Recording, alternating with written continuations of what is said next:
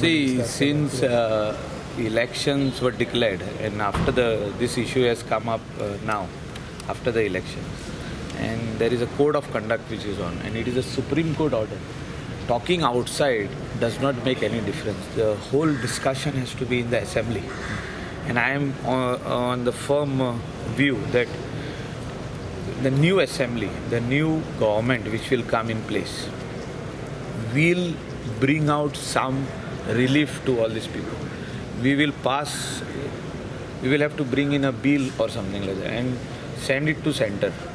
Goa cannot be part of this Supreme Court order because Goa is a dot on the map of India, and Goa is a tourism state. So this cannot be part of that order. Though we are part of India, bars were there, the taverns were there on the highway much before the independence.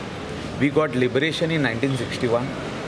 So it's totally a different state altogether. For the people of Goa, I'm talking for the people from Perne till Kankona, including Margaon, including all the Porvorim and all these areas. All our local Goans will be affected. Their livelihood will be affected. All of a sudden, they will have to stop their business. The people who are employed with them, that is Goans as salesmen, Goans as waiters, and Goans as stewards, all this will have to be stopped. This time running out for the government and for the state at least? No, we will come out with some solution. We will speak to our advocate. Advocate General is there. We can take advice from